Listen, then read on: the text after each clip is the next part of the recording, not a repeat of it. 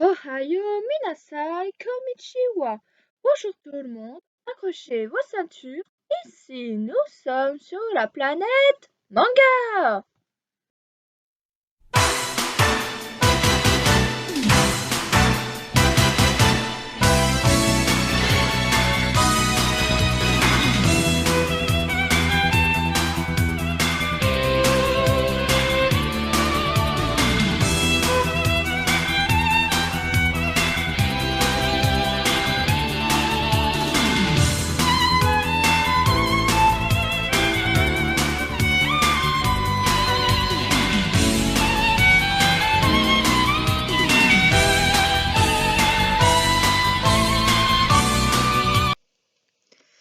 EQ est un manga écrit et dessiné par Furudate Amichi, prépublié dans le magazine Weekly Shonen Jump de 2012 à 2020. Le manga est terminé au Japon en 45 volumes et en France, le tome 41 sort au mois de juin 2021. Le manga bénéficie d'une adaptation en animé depuis 2014 avec 4 saisons de sortie et on est toujours en attente d'une annonce pour la saison 5. Et pour la petite anecdote, un crossover entre EQ et Nisekoi a été prépublié dans le Jump de 2013.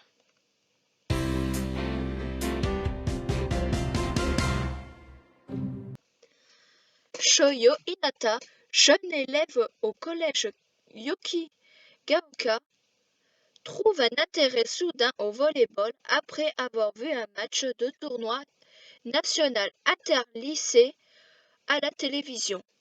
Malgré sa petite taille, 1,63 m, il est déterminé à suivre le même chemin que son joueur modèle du championnat national, surnommé le Petit Géant. Il crée alors un club de volley-ball afin de commencer son entraînement. Et il arrive à réunir 5 autres joueurs lors de la dernière année de collège.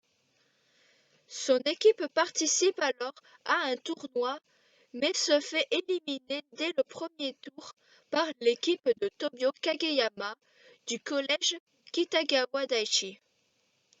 Malgré sa défaite, Shoyo continue de s'entraîner tous les jours, ayant promis à Tobio Kageyama qu'un jour il le surpasserait. Plus tard, il s'inscrit au lycée Karasuno, là où a évolué le Petit Géant, mais découvre que son rival s'y trouve aussi. Les deux garçons devront apprendre à travailler en équipe s'ils veulent faire parvenir leur équipe jusqu'au sommet et faire en sorte que les corbeaux sans ailes retrouvent toute la splendeur. Voilà, juste pour le scénario de AQ que je trouve juste le meilleur manga de sport qu'on peut avoir, ça sera 5 sur 5, sans aucune hésitation.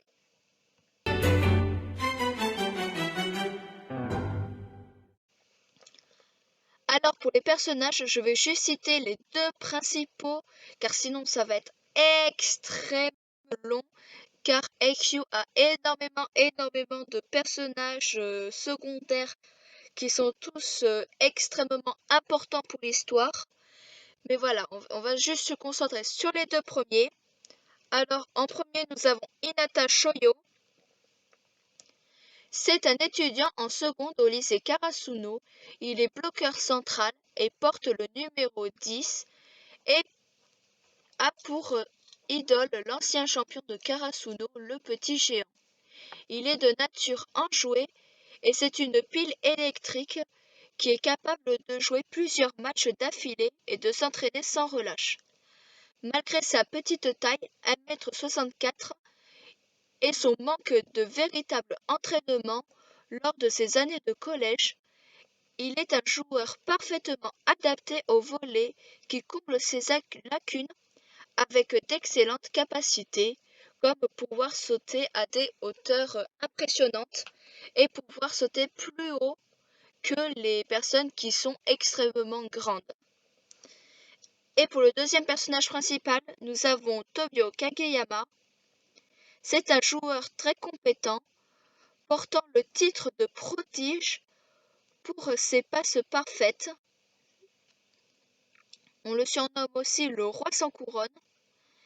Son numéro de maillot est le 9 et il joue au poste de passeur. Il possède un service smatché redoutable et des capacités de passeur hors du commun. Il était scolarisé au collège Kitagawa Daiichi et était membre du club de volley-ball. Il portait à ce moment-là le numéro 2 et jouait au poste de passeur. On le surnommait le roi du terrain pour son attitude arrogante et son incapacité à coopérer. Après sa rencontre avec le reste de l'équipe de Karasuno, il change progressivement et devient un joueur à l'écoute des autres, capable d'adapter ses passes en fonction de l'attaquant. Voilà, je n'en dirai pas plus sur les personnages pour ne pas spoiler, mais franchement, ils sont tous très bien écrits, développés, et franchement, on a vraiment une psychologie des personnages qui fait qu'on est très très proche d'eux et qu'on les a vraiment pour... c'est vraiment des personnes humaines comparées à d'autres mangas de sport où ils sont un peu surhumains. Voilà. Pour les personnages, ce sera 5 sur 5 car ça change énormément de ce qu'on a l'habitude d'avoir.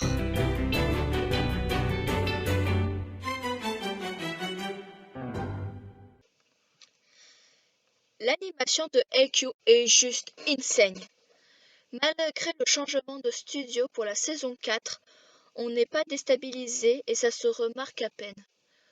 Les matchs sont dynamiques et nous met des frissons à chaque action des joueurs, comme si on y était et on les vit carrément. On est vraiment dans les matchs, dans l'ambiance.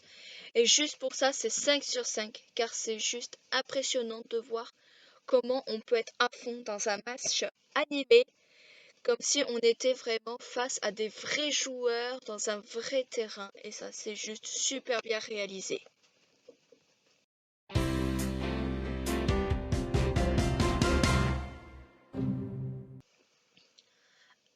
Alors, en conclusion, qu'est-ce que j'ai pensé de Haikyuu? Je n'ai pas peur de dire que Haikyuu est le meilleur animé de sport que l'on a actuellement et qu'on n'a jamais eu. Les matchs sont dynamiques et on est tout de suite dans l'action. Et même si vous n'aimez pas le volley, vous allez quand même kiffer. En plus, il n'y a pas de power-up ou des trucs impossibles comme dans Kuroko no Basket ou Capitaine Tsubasa, ce qui rend l'anime plus réel entre guillemets.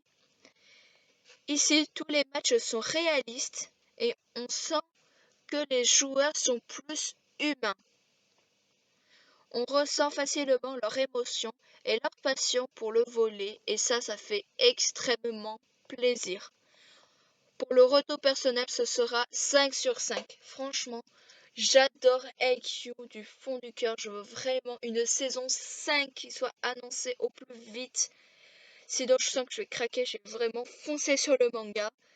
Il touche pour genre action, comédie, shonen, tournoi et pour thème école, sport et volleyball.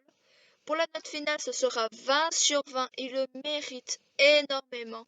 Si vous ne connaissez pas AQ, allez le voir. C'est vraiment un animé de sport qui est juste génial. C'est le meilleur qu'on ait, franchement. Je pèse vraiment mes mots sur ça, mais c'est vraiment le meilleur animé de sport qu'on puisse avoir actuellement ou qu'on n'a jamais eu. Voilà. Moi, je vous dis à la prochaine. C'était Kuléa de Planète Manga. Jana!